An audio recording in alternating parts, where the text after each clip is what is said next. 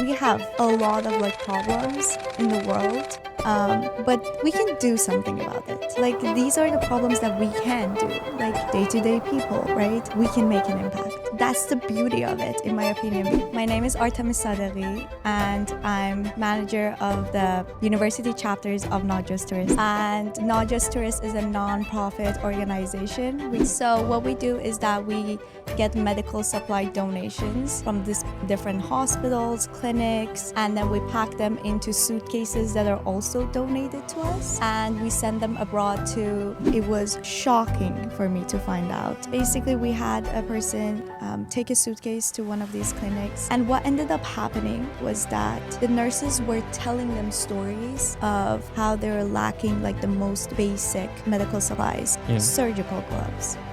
That should not be something that a clinic is missing, in my opinion, because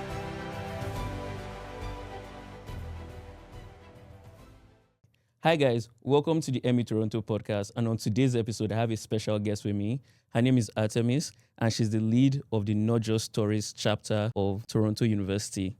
I'll just let her say a little bit about herself before we get right into it, and then we'll delve right into what Not Just Tourists is all about, what they do, who they are, what they stand for, and what you can learn and take away from it. well, hi. Thanks for having me on the podcast, and thanks for the invite.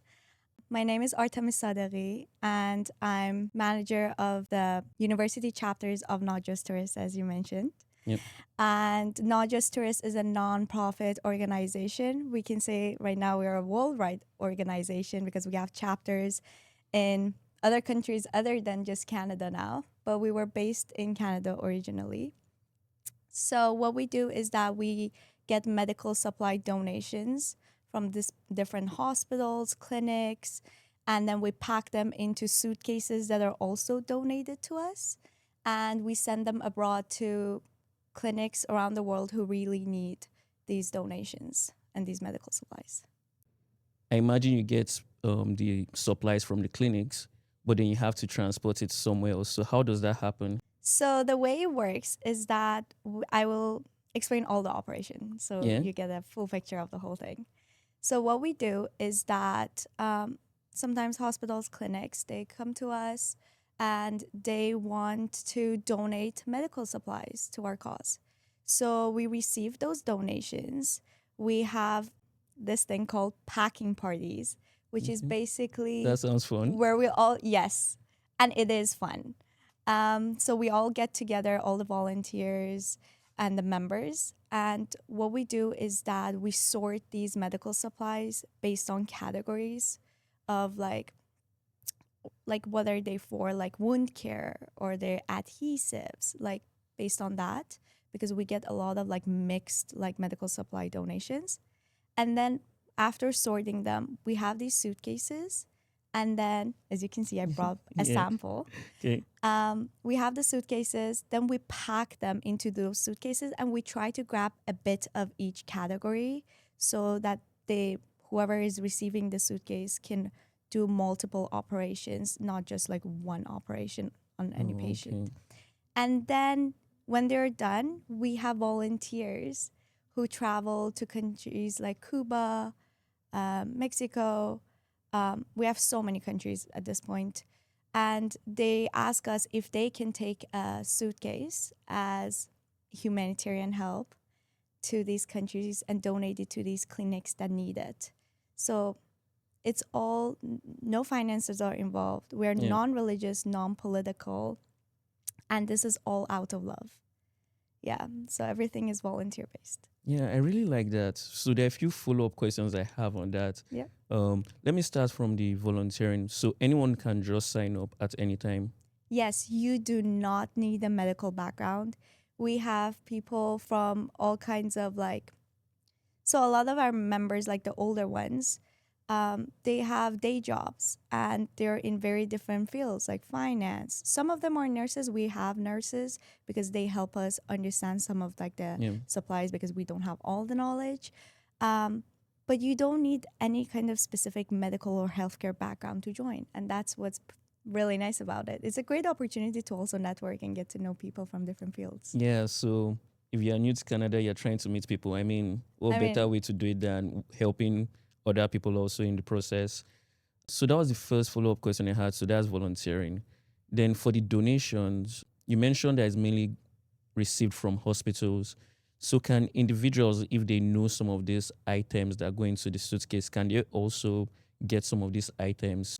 I don't know. I imagine something like maybe gloves. I don't know if it's called yes, surgical gloves or something. Anyway, but gloves. If I yes. can find some of those, is this something I can pick up and then bring down to the packing party, or is it strictly from hospitals? It's not strictly from hospitals. Okay. We have like people who take care of their loved ones at home, like they have personal care and everything. And then when their loved one passes away, they have all these like medical supplies that they never ended up using. They're in great condition. They have never Oh, been opened. They also reach out to us to donate. So, yeah, you can make your donation, whether it's a clinic, whether it's a hospital, when it's just your personal care. We yeah. receive donations from like Yeah, I different. like that because instead of it going to waste, because a lot of people will know what to do with that and they might just think, oh, we don't need this anymore and throw Yeah. it away. But like if you're able to send it to another country, that makes a lot of sense. Yeah. So a lot of surplus medical supplies, basically. Yeah. Then another follow up question I had. So we've spoken about volunteering, donating. Now, if you're carrying a suitcase, I think you mentioned yes. So if you're carrying a suitcase and you're traveling with a suitcase, for instance, you mentioned a few countries like Cuba, Mexico. Is it limited to some types of countries, or can it be any country that I'm traveling to that might have need for these items? It could be any country. We don't put a limit on which countries you can take this, but we want it to be going to a clinic that needs this. So based on that, but there are over. I actually have it. Yeah, I wrote it down. Yeah. So we have over like around like 700 clinics globally that were registered and we have donated to. Okay, so okay, some clinics have like I don't call it a partnership, but you guys have like a relationship, existing relationship already. Well, we didn't build that relationships ourselves. Like in a sense, it wasn't through like the organization; it was through the volunteer. Like Oh, volunteers, like sometimes they know of a clinic. They come to us and they're like, "Can we take it to this clinic?" And yes, of course. Or we have also a list of clinics in case they want to take a suitcase but they don't know don't know where to where. take it. So they can always ask us and we can help based on the country they're going. Oh, that's actually interesting. That makes sense because for some of the countries, so for instance, I'm originally from Nigeria. Yeah. Not many people might know clinics in Nigeria. So if I know one that might need it, I can just be like, okay, I'm going to Nigeria for holiday, December. Yes. And then I can tell you, oh, I know this clinic that needs one. And then we can get them registered and Hmm. then take it to them. Yeah, exactly like that. Okay. And that's the beauty of it, in my opinion, because just in the name, I know it throws everyone off because nobody expects the story behind it. Yeah. Not just tourists is basically we're saying that you are not just a tourist and you can be more than a tourist. The whole point of the organization is to give this power to every single person to be a humanitarian at the end of the day if they want to. Yeah. At some point, I was thinking of asking you, like, what type of person should be getting involved in this, but you already mentioned humanitarian. Yes. So, but like, do you want to explain, like, what type of outlook people should have if they are getting involved in this? Like, Y- what type of person, what type of characteristics should you have? Or is it just that it doesn't matter if you're brave or scared, that you can just do it? To be honest, it's one of those experiences that I would say it's very impactful. From the stories I hear from people who decide to take a suitcase and they talk to these nurses who work in these clinics and we hear stories of nurses crying when Yeah. they receive like they cry when they receive some of these supplies because that's how Wow. much they need it, that's how much it means to them. And I don't think anyone like it's a very unique story. Yeah. You're creating that one story that, you know, not everybody gets to see that, and not everybody gets to have that kind of impact. Um, and you can truly feel the impact that you're making at the end of the day. And honestly, that's the part that stood out the most to me. I was like, I'm doing something that I can feel the impact of. Like, I'm doing I'm like hands on, I'm sorting them, I'm putting in the work to like pack these suitcases. I can see like these volunteers, and it's a community. Even if you don't end up taking the suitcase, and you only like helped with packing it, Yeah. you still know you were part of that. So when the story comes out that, hey, this doctor said this, or this nurse like cried, you automatically also feel the empowered and like feel helpful, like you were helpful. Yeah. I really like some of the words you're using, impact. Yes. And it's something that I'm big on because I'm actually a religious person, so I go to a church. And one of the things that we've been trying to focus on this year is how we could be much more impactful to our surrounding areas and just building a legacy that way, and not just thinking about ourselves, but how we can do things more. So when you say impactful, like it resonates a lot with me, and I really like that. So I was going to say, is there a story you can tell us? I don't know if it's yours or anyone that you know that has actually made this journey, um, carry this suitcase, and what it was like for them. So, well, I can tell somebody else's story that they talked to me about it. Yeah. And honestly, it was very impactful because it was shocking for me to find out. And basically, we had a person take a suitcase to one of these clinics. I believe it was Cuba. Um, and what ended up happening was that the nurses were telling them stories of how they were lacking like the most basic medical supplies, Yeah. surgical gloves. Like, that should not be like something that a clinic is missing, in my opinion, because I shadow a lot of doctors. I'm in the healthcare field, Oh. and I've seen a lot of doctors, and the amount of like gloves left and right we change, and we don't even realize it. Like, Yeah. I'm personally one of those people that after I heard this, I was like, wow, like every time I take a, like, I understand that you want to be like sanitized and you want to make sure that everything is under control in terms of sanitizations and all the protocols. But at the same time, I found it shocking that the nurse was telling her that because they don't have gloves, they're washing and drying the gloves outside in the air so that they can reuse them. That should not be a problem that we have in this time. Like, Yeah. we have a lot of like problems in the world, um, but we can do something about it. Like, these are the problems that we can do, like day to day people, right? We can make an impact. Yeah. Like when you say that story, it just makes me realize how living in a first world country, it's easy to take things for granted, and Yes. something as simple as the gloves could be, I mean, I'm not a medical professional, but I imagine it could be the difference between someone getting an infection, if the gloves are rewashed Yeah, and then maybe not handled properly, and then they are used in I don't know, surgery or medical procedure, and exactly. then something can get transferred. So it could literally be the difference between life and death. And then it's basically something that we have in abundance here that I can just walk into. Wait, where can I get? I can just walk into a pharmacy and get gloves for like, I Yeah, don't know what the price is, but I imagine it's not that expensive. So probably not. yeah. And like the thing is that it's still available. Like, that's the thing. You can go to a pharmacy and get gloves. Yeah, They don't have that luxury. exactly. And that it's as simple as that. You just can't walk anywhere to get these, your hands on these. Or it will be super expensive if it exists because there's such a high demand For it. for it. So I think it's very unfair, like for like a medical professional to come down to making a decision of who gets priority depending on their situation to be taken care of because we have only a certain amount of supplies. I mean, like I said, once again, I came from a third world country, so I know how some of the hospitals can be in such a bad state. and everyone has to go to a really expensive private hospital because that's where you can be guaranteed of safe healthcare.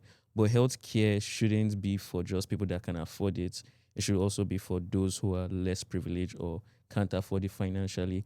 And something like what you guys do can help equalize that inequality that is going on in that sense. One thing I want us to do is I know you have this suitcase and I would like to take a look inside. Yes. But before we do that, I wanted to ask a question about, has anyone ever gotten in trouble carrying a suitcase?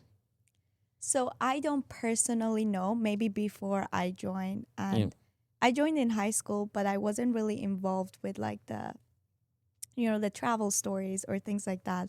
I was just going to the pack parties and I was trying to see what this is all about. But I have asked this question from the members who have been there for years.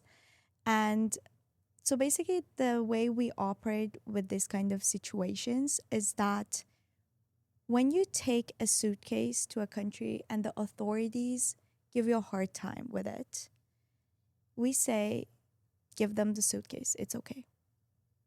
Because we don't want our volunteers by any means to feel like they had a challenge. This is supposed to be a very fulfilling, nice, like experience. Yeah. So, yeah, it's totally okay. You can just, if they say no, just give them the suitcase. It's okay. Like, Okay. you don't have to like fight. Yeah. But we have made sure to the best that we can that we provide everything required for a traveler to travel safely and securely with these. And also, I will show you once we open it. We even have a document that goes with every suitcase. Oh, It's like a official. manifest.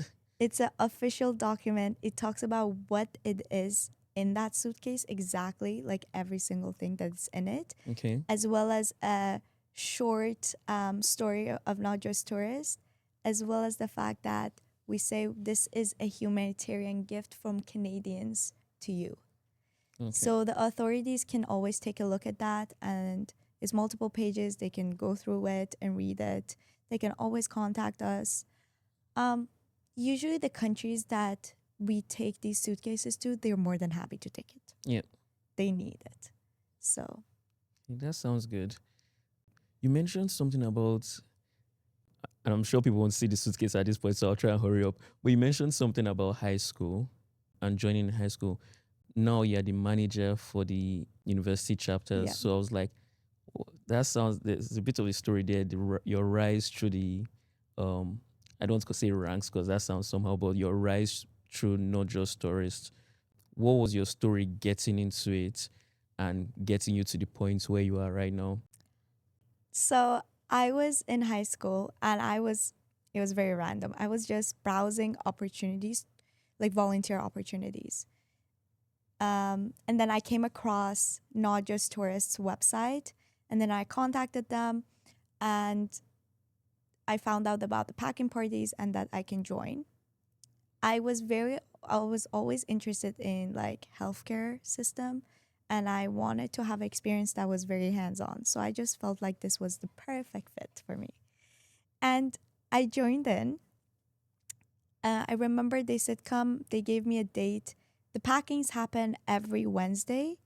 The packings at Toronto chapter happen every Wednesday in a church in downtown Toronto. And they gave me so basically the address and everything.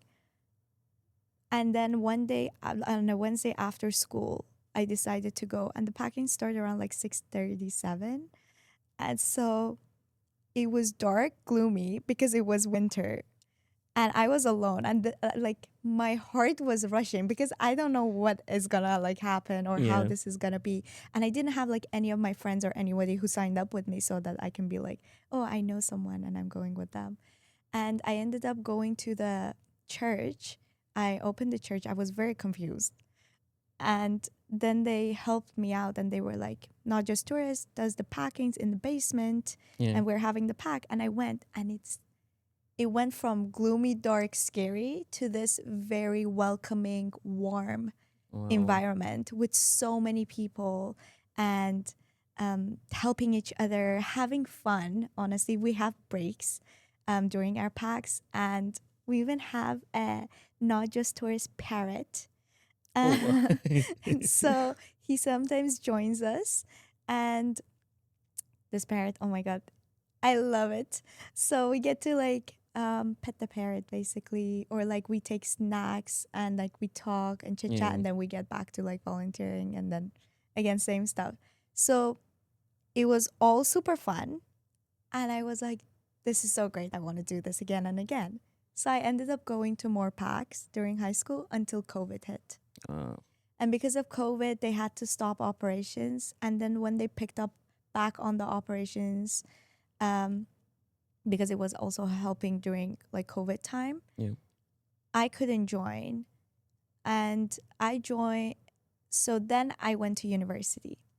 And once I was in university, I was looking at all these different clubs and I wanted to join something. But I always had not just tours in the back of my mind because it was something that like I got to like do this hands-on work that it meant so much to me.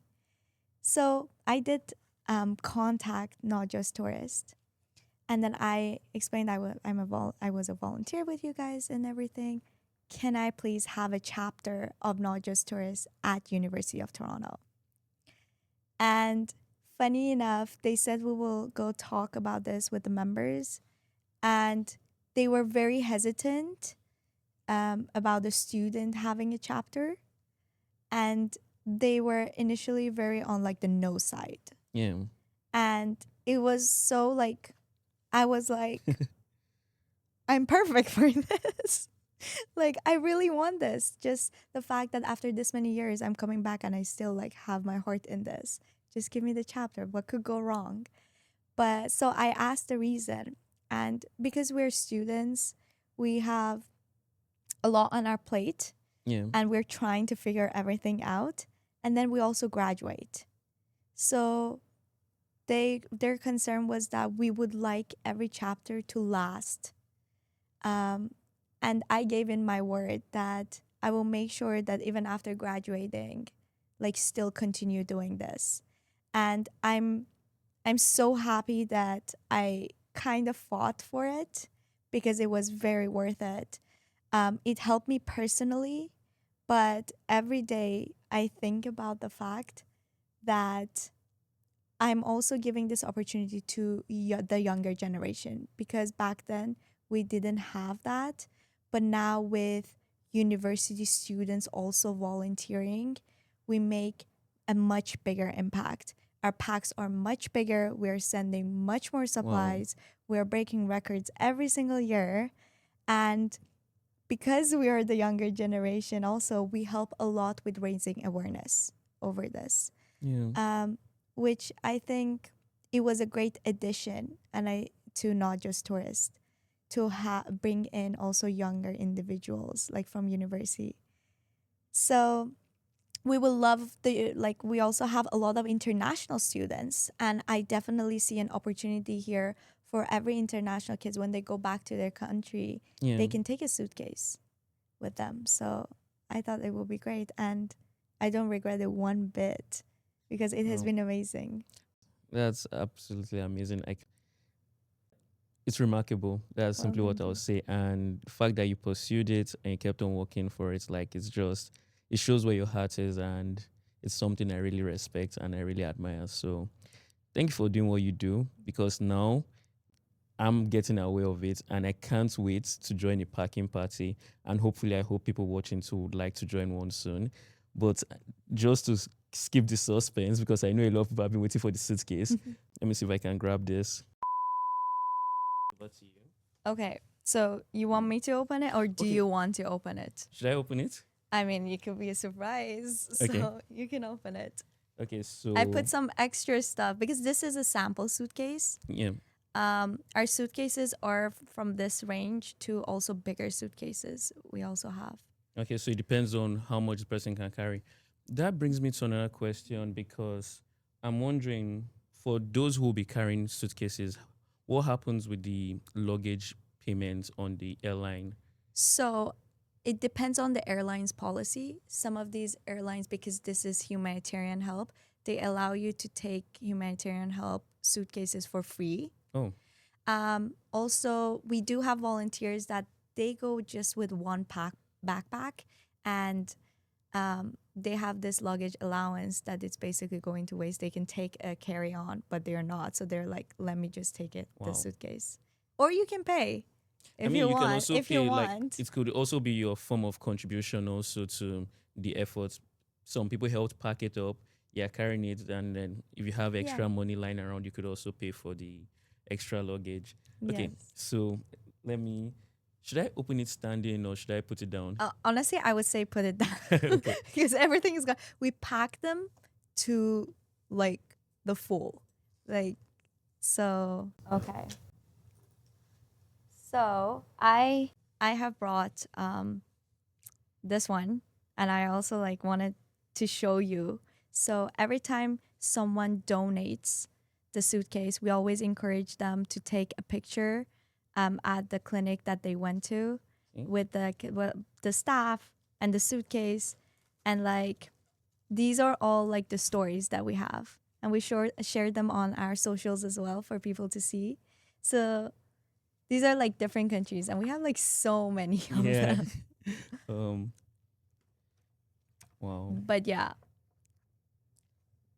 Makadara. Okay. Oh, sorry. so Supposed to be showing you guys. Wow. These look beautiful. yeah. So I brought just all of them basically, so that you can see like what it's like, and these are our stories. Yeah. So I mean, we'll keep so this is our album. Okay, so is this when people like reach their destination, the clinic there? That brings me to another question. I know we mentioned like volunteers who are carrying the suitcases can mention the clinics they know that they want to go to, but if they don't know any, you give them a clinic. Is there? I mean, I imagine if they pop it in Google Maps, they should be able to find it. But is there any support system in terms of trying to find the clinic once they get to the country? We try to help as much as possible. If like there was another volunteer who went there who can help them, we will put them obviously in contact with them if they want. Okay. But because we're not in that country, it's kind of a bit hard. Yeah. But at the end of the day, they choose the clinic they want to take it to. Okay, so before they set off, they choose so they can do their research on where it is and Yes, how to yes, get there. yes. Okay, that Before, makes because sense. when they are given this, when anyone who's trying to take a suitcase, when they're given the suitcase, we give them this opportunity to open the suitcase, look through everything that it's in it, because they can know what's going on. We even encourage them to unpack it Yeah. and pack it back in so that Yeah. they know what they're carrying. And they have some peace of mind. Yes. And then it has the document. Oh, I can yes. even show you the document. This is the document. So this is our official document. Then we have like humanitarian. So this is what the authorities see. Okay. And we have these like check mark boxes in terms of what is in here, like IV kit, wound care, physician's mask, gloves, whatever it's in it gets check marked so they know exactly what you're carrying. Yeah. And then we have two, which is the traveler name. We have to be delivered to and the clinic name. Okay. So the authorities know where the suitcase exactly is going. Okay. And then our way of like introducing it is by saying this is a medical gift. So this medical gift is from Canadians as a thank you for your country's hospitality and friendship. There are no medicines contained in this package or suitcase. So Okay. that's our one thing. Yeah. We do not accept any medications in terms of our donations. Yeah, that makes sense. It makes it less complex. Yes. And it says the receiving doctor or health professional is asked to sign for the delivery and to provide his/her contact information. Not Just Tourists is a non-religious, non-political organization run by volunteers for the past 25 years. Our mission is to help those who need healthcare urgently. Thank you for your support. And we have our director who like has signed this, and this is our official document. And then it goes into more stuff, how we do it, what we do, and if they need any extra like information, as well as we put our contact information down. So if they want to contact us or anything. And then we also have a guideline for our travelers. Oh, okay. Yeah. So we try to provide as many stuff as possible. I mean, this looks like a lot of documents to be fair. So there's a lot to go through there. Also, like when you're at the hospital, it's just I not hospital. When you're at the airport, it's just nice to have something to present. Yes. That feels like an official document, so that you don't feel on your own. Because sometimes you might get to a place and there's confusion. But like you said, if there's any trouble, you can leave it with them. And and like that's the worst case countries scenario. like Cuba, because we send so much, the authorities know. Oh, they already know about you They guys. already know. Yeah. They like go through. So for the most part, some people, if you're the first person going to a new country, you're the one breaking that barrier for not just tourists. So you could be the first person to take it to a new country. Yes. And that way you help recognition of the organization more in that country, and it's easier to carry things there going forward in the future. Okay. So Let me just put this right back here. and then you can see like what we have. So we have like masks, syringes, even like the case for the medications. Anything that gets donated to us, we try to buy except the medications. And the important thing is that they're not expired. So that's one important thing. And the packaging matters to us. So when we're at the packings and I say we sort, this is what we look at. We look at the expiry date. Okay. And we also look at whether they like, if the package is like opened or tiered or anything, we do not use those and we do not pack those. Yeah. So yeah, it could be as simple as like bandages, anything. Yeah. I wish I could show you guys everything that was in here. It's actually a full bag. Yes. But like because of time, we can't go through every item in here. But basically, it's more of things like she said, bandages, face masks, and a few other items. This is actually lovely to see. Yes, Thank you so like much. needles, syringes, anything you need. And then Oh yeah, this is important. Needles, because yes, I mean they are one use, and it's nice if like clinics that need them have like extra, or this might even be the ones they have going forward. exactly. Yeah. And like it's important for us that when we are like, for instance, if you're packing for a certain procedure, we want to make sure we have all those equipments, all those like supplies that you need for that procedure in the suitcase so that you can actually carry the whole thing. So for instance, every procedure needs gloves. So we make sure every suitcase has like gloves in it or masks. These are like very vital ones. And then like the urinary kit and everything, like we have those as well. But these are like the ones that our volunteers take. We also do get like big donations from like hospitals and clinics that we handle, like basically delivering them to other countries. We have had like wheelchairs delivered. Oh wow. Yes, I actually, let me tell you about the data on that one. So we have had 450 walkers delivered. We have had 1,990 wheelchairs delivered. We have had 1,280 hospital beds. Oh, like these are like whole big. beds. Yes, we have had like big shipments as well to countries. Wow. We like back a few years ago when there was an earthquake in Turkey, I believe. We sent a very big shipment of medical supplies. So, and then we have had, for instance, 13 ultrasound machines. We have had 142 patient monitors. So these are like heavy, expensive equipment that we also are fortunate enough to receive as donations and be able to like deliver it to these countries. Yeah. So for donations like that, like can anyone just carry that, or is there like a specific, like a special procedure for carrying those type of items? So these ones are very heavy usually, Yeah. and they're big. So it's hard to fit them in a suitcase because Yeah. like we also want you to be able to carry this Carries. suitcase. So yeah, that's why we try to like coordinate big shipments in a different way. Okay, that's perfect.